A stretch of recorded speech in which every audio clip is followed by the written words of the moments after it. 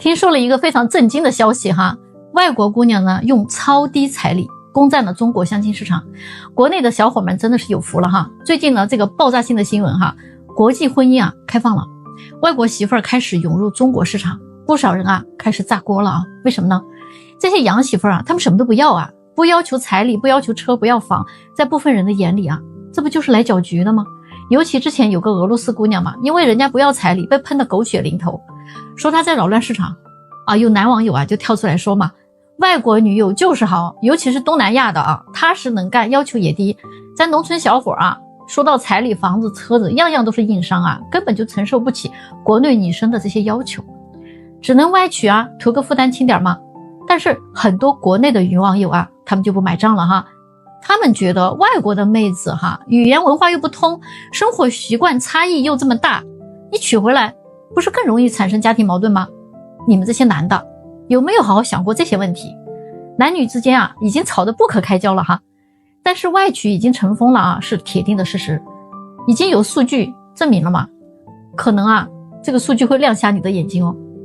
2018年外娶的比例已经超过了外嫁，2019年男人外娶 2.9 万，比外嫁要多了1万多。中国男人近 60% 都是愿意娶一个外国媳妇儿的哈。听说在广西非常逆天，有10对外籍婚姻里面就有9对是越南新娘。地方上呢甚至会流行这样一句话哈，没娶个越南媳妇儿回家都好像不好意思说自己结婚了。为啥这么火呢？你想想，越南他那个月薪还不到2200元人民币，国内的月入过万的小伙在相亲市场上几乎没戏。但在东南亚姑娘的眼里月入5000都已经很香了，什么车房彩礼都不用只要看中了就愿意嫁。而且呢不只是东南亚，俄罗斯这些国家的女孩也都抢着要嫁到中国来。其实说实话中国男人在国际上的口碑还真是不错的，在国外妹子的眼里呢，欧美男人太随性了 hold 不住，日韩的男人呢大男子主义太难受了，中东的男人就没法提了哈。那所以中国男人呢既勤劳又体贴，还很上进，对女人还很温柔，就是他们的梦中情人在俄罗斯如果两家合得来的话，女方的爸妈还愿意倒贴买房买车，就为了找个踏实的人家让自己的女儿过得好一点。对比咱们国内形势真的有点心酸，有些城市的男女比例都高达1比40了。那些年薪20万以下的小伙子根本就没有竞争力，反观那些月收入才3000的小仙女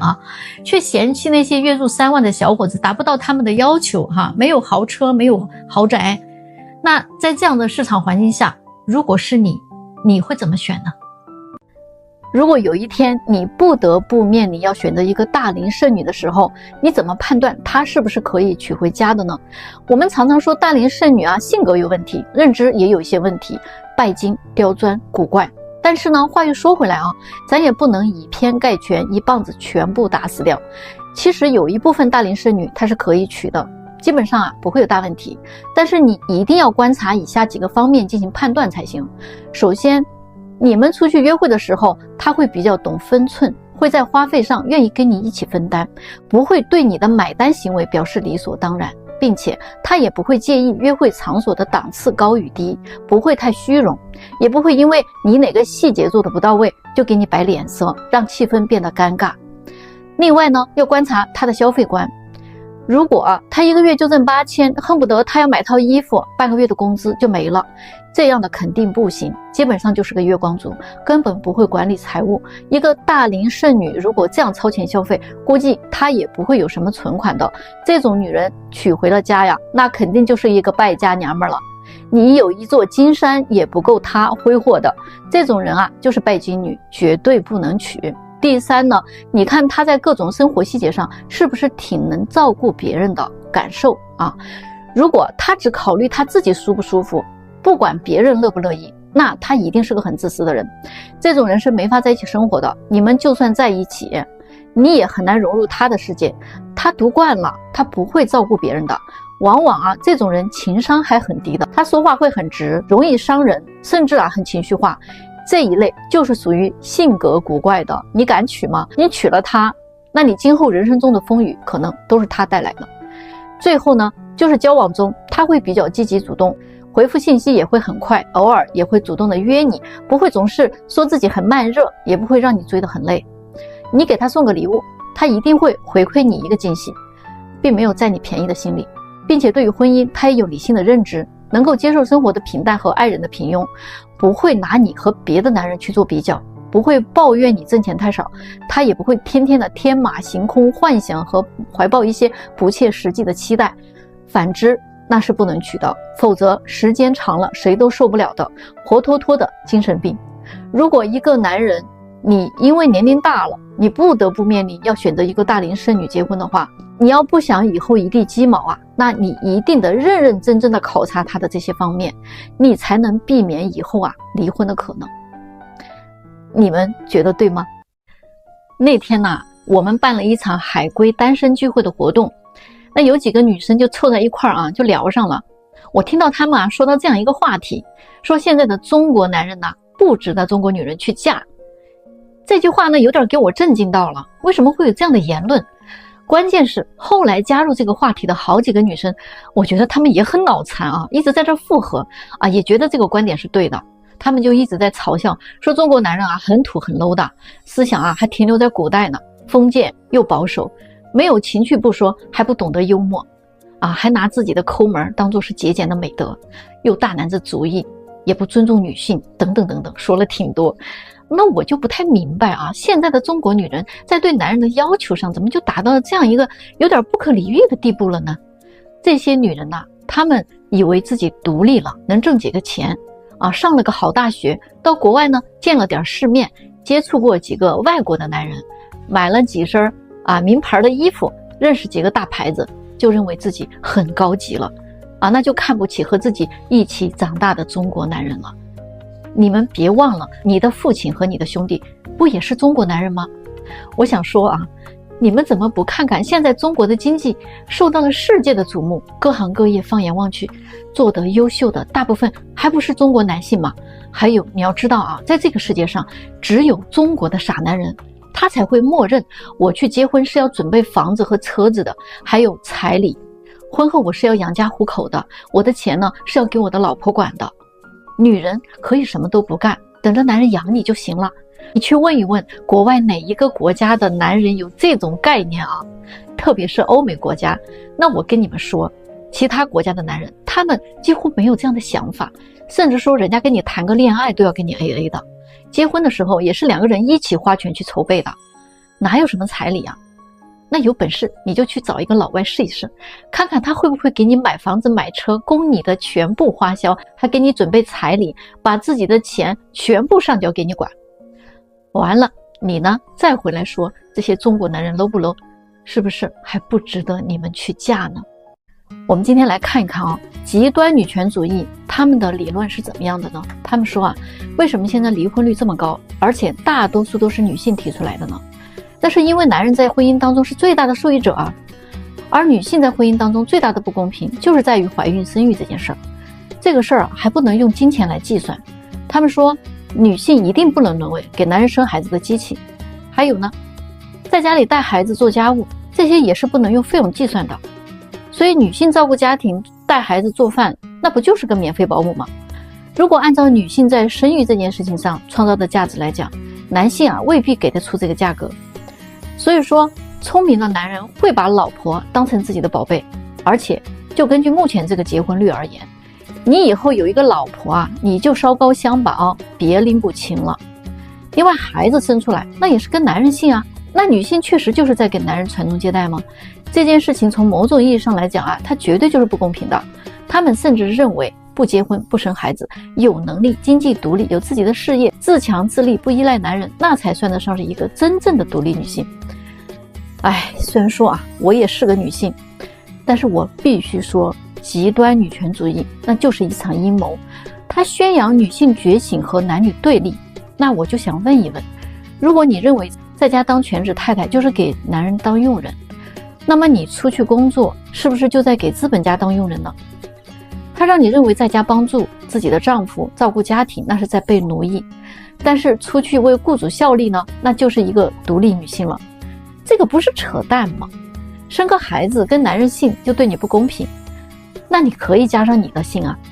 孩子从你的肚子里出来的，以后要管你叫妈，那不是你自己的孩子吗？你说婚姻当中男人是最大的受益者，那到底体现在哪里啊？你是给男人带来了经济上的利益吗？还是给男人带来了情绪价值上的利益呢？或者说你是提升了他的社会地位方面的利益吗？如果说你认为你赚的比男人多，你就觉得凭什么老娘要伺候你呀？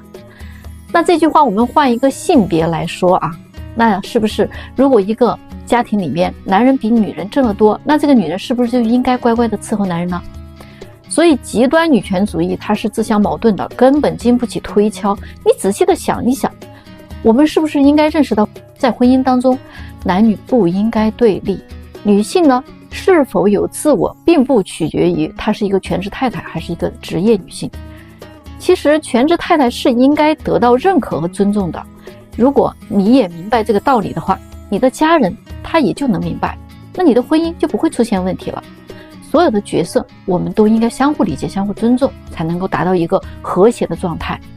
所以我们要让极端女权去她该去的地方，你们说对吗？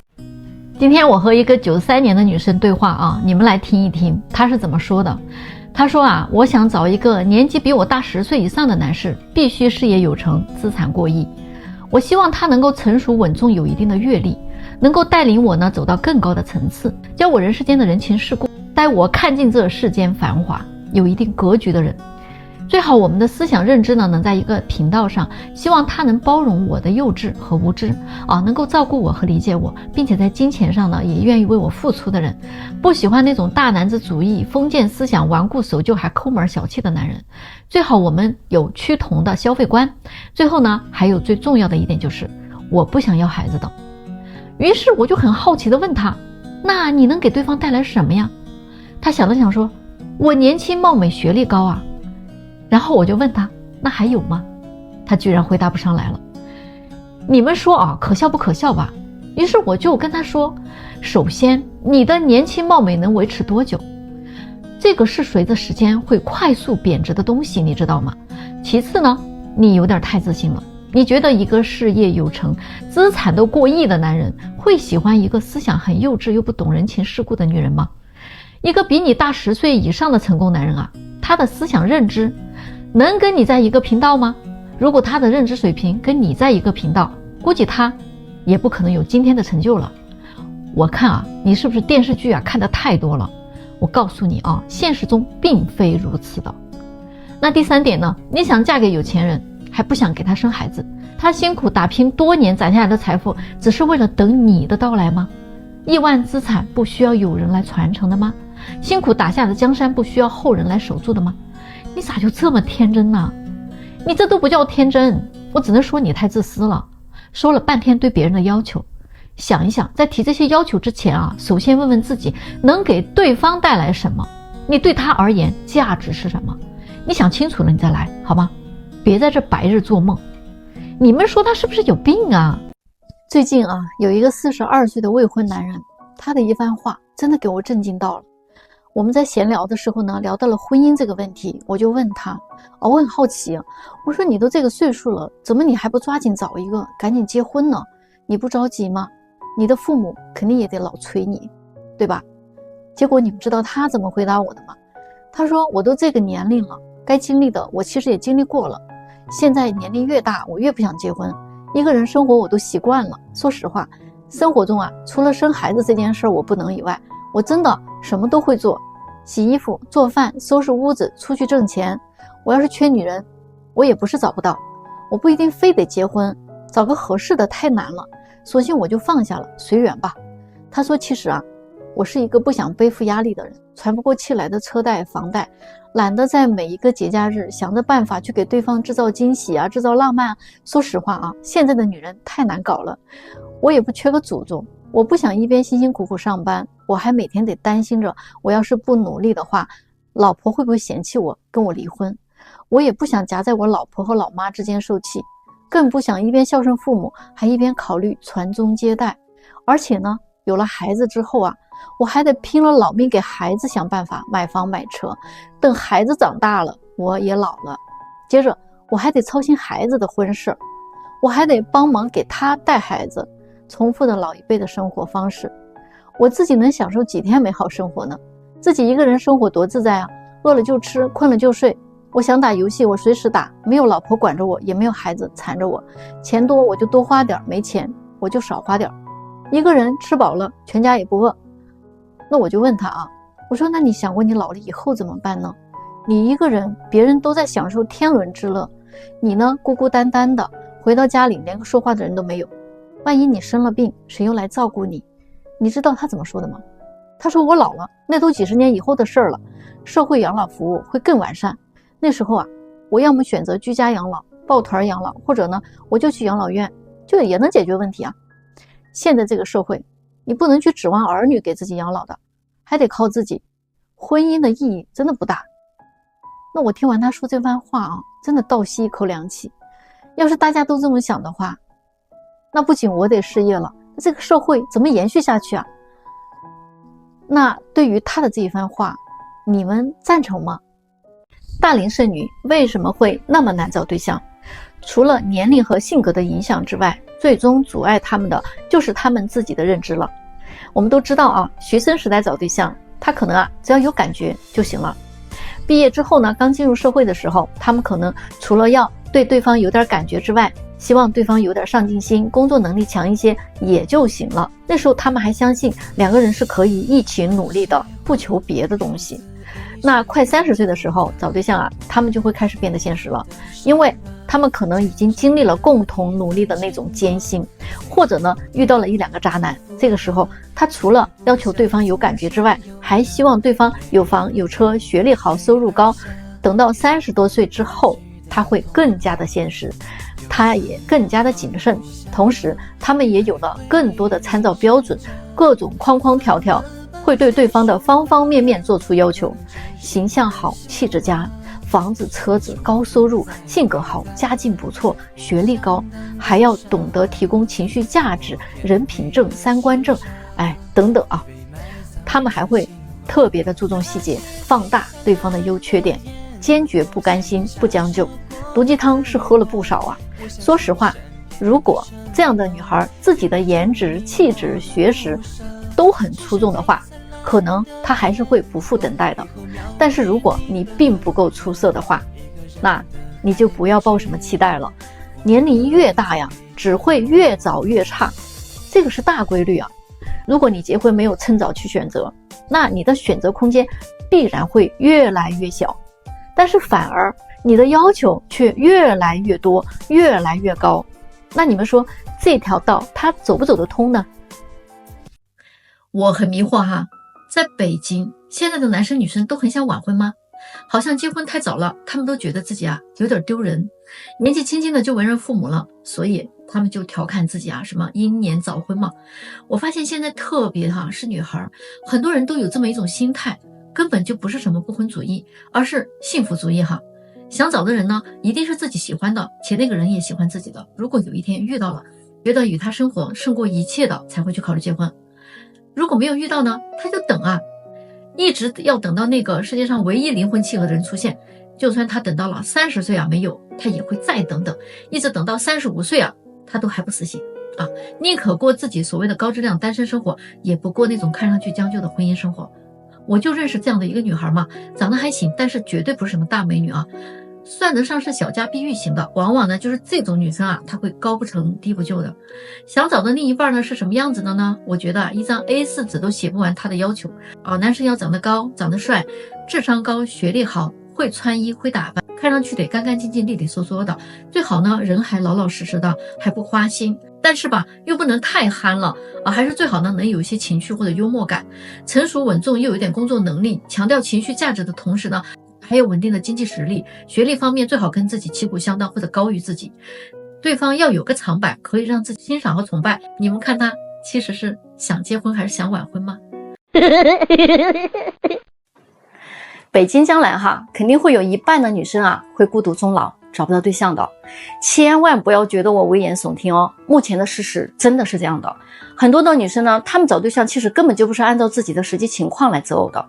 她们在20多岁的时候呢，有好多人给她介绍哈，因为那时候年龄有优势嘛，她就非常的挑啊，所以他们的要求就是有房有车哈，而且收入得高，工作得好，家庭背景还得好啊，还要求男生长得帅有眼缘，对她好还得对她大方。这个完全是逼着自己在当霸道总裁嘛，就这么拖哈，最后把自己呢拖到了28、9岁了，在相亲市场上已经完全失去了竞争力。像北京这种一线大城市，每年都会有很多优秀的女生在涌入啊。虽然我这里确实也有很多优秀的男生满足这些女生所有的要求，但是你们又有什么优势和那些比你更年轻、更优秀的女生去竞争呢？不信的话，你可以去北京的天坛公园、中山公园相亲角看一看，每周都有很多来相亲的，挂资料的，都是父母居多，并且90%以上都是女孩的家长。为什么呢？你细品。就现在吧在北京这样的一线城市这个婚前她不做婚检的女生，你们真的敢娶吗？现在的00后结婚的概念是这样的，已经是婚检第一了，彩礼第二。现在很多的男生都表示他并不排斥这个彩礼，可以给，但是呢，同时婚检也是要做的。虽然国家没有强制性的要求，结婚你一定要去做婚检，但是现在越来越多的人都知道婚前是一定要做婚检的。今天呢，我就给这个评论区里面的这些单身的想找对象的男生科普一下，婚检报告当中 GPA 它这个指标里面到底隐藏了什么样的秘密。就男生们你一定要收藏起来这个对你肯定有用的。首先这个婚检的 GPA 当中 G 代表的是怀孕的次数， P 呢代表的是分娩的次数， A 代表的是流产的次数。那现在你知道这个指标了，你就对你这个女朋友呢算是知根知底儿了，你就可以放心的跟你这个女朋友去领证结婚了，对吧？要我说白纸就找白纸，这报纸吧就找报纸。女生只有自尊自爱才能更好的保护你自己。男生呢，只要尊重和爱护女生，你才会迎来真爱的，长久的走下去。